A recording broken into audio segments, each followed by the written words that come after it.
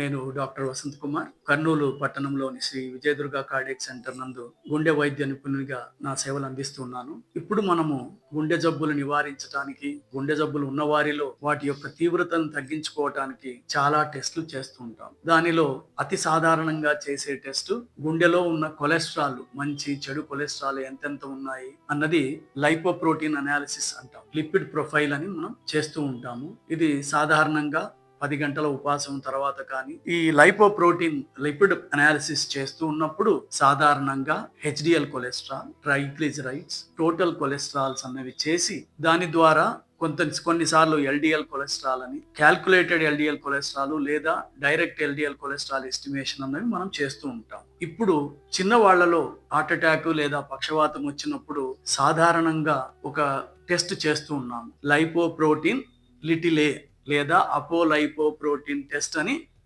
Little a test అని మనం చేస్తాం. ఈ టెస్ట్ లిపిడ్ ప్రొఫైల్ టెస్ట్ లాగే చేస్తారు. కాకపోతే ఇది కొంచెం ఖరీదైనది. దాదాపు 3 నుంచి 4 వేల రూపాయలు కూడా అవుతుంది ఒక్కొక్కసారి ఈ టెస్ట్ చేయడానికి. ఇప్పుడు ఈ అపోలైపోప్రోటీన్ లిటిల్ ఏ అన్నది ఎక్కువగా ఎవరిలో ఉంది అని గమనిస్తే 5 మందిలో పరీక్ష చేస్తే ఒకరికి అపోలైపోప్రోటీన్ ఎక్కువగా ఉండవచ్చు. భారతదేశంలో మరియు నల్లవారిలో అపోలైపోప్రోటీన్ లిటిల్ ఏ అన్నది కాస్త ఎక్కువగా ఉన్నట్లు ప్రపంచంలో పరిశోధనల ద్వారా తెలిసింది. గుండెలో కొలెస్ట్రాల్, రక్తంలో కొలెస్ట్రాల్ ఎక్కువగా ఉన్నప్పుడు ఫెమిలియల్ హైపర్ కొలెస్ట్రాలీమియా అంటాం. అంటే తల్లిదండ్రుల నుంచి వచ్చే ఈ జబ్బులో 50% మందికి లైపోప్రోటీన్ లిటిల్ ఏ అన్నది ఎక్కువగా ఉండటం మనం గమనిస్తూ ఉన్నాం. లేదా చిన్న వయసులోనే హార్ట్ అటాక్ లేదా పక్షవాతము వచ్చిన వాళ్ళలో ఈ టెస్ట్ చేస్తే ఎక్కువ శాతం మన భారతీయుల్లో ఈ లైపోప్రోటీన్ లిటిల్ ఏ అన్నది ఎక్కువగా ఉన్నట్లు మనం గమనిస్తూ ఉన్నాము. చిన్న వయసులోనే అయోటిక్ వాల్వ్ కవాటం జబ్బు ఉన్నప్పుడు కూడా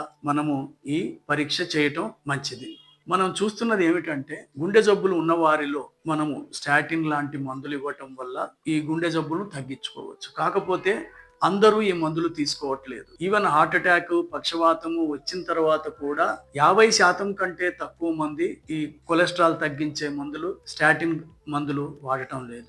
అసలు ఏ జబ్బు లేని వాళ్ళలో కొలెస్ట్రాల్ ఎక్కువగా ఉంటే ప్రైమరీ ప్రివెన్షన్ అంటాం. అంటే ముందే జాగ్రత్తగా జబ్బు రాకుండా ప్రయత్నం చేసే వాళ్ళలో 30% మందికి మాత్రమే ఈ మందులు తీసుకుంటూ ఉన్నారు. ఈ లైపోప్రోటీన్ లిటిల్ ఏ అన్నది ఎప్పుడు చేయాలి అంటే చిన్నప్పుడు 8 ఏళ్ల తర్వాత ఎప్పుడైనా ఈ టెస్ట్ చేయొచ్చు.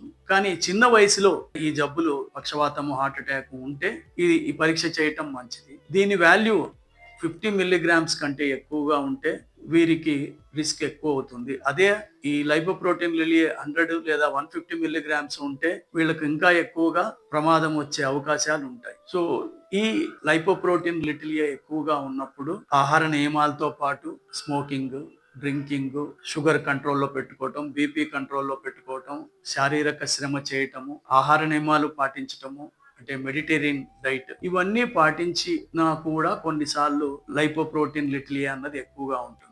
ఇంతవరకు FDA అప్రూవ్డ్ మందులు ఇప్పుడిప్పుడే కొత్తగా వచ్చాయి ఈ జబ్బుకు. కాకపోతే ఇవి చాలా కాస్ట్లీ ఉన్నాయి. ముందు మనము స్టాటిన్ లాంటి మందులు ఇచ్చి తరువాత ఈ లైపోప్రోటీన్ లిటిల్ ఏ ఎక్కువగా ఉంటే ఈ కొత్త రకం మందులు మనం వాడవచ్చు. కాకపోతే ఇప్పుడు ఇవి చాలా ఖరీదు ఉన్నాయి. లైపోప్రోటీన్ లిటిల్ ఏ ఫెరిసిస్ అని రక్తంలో ఉన్న ఈ లైపోప్రోటీన్ ఏను తీసేయవచ్చు ఫిల్టర్ ద్వారా.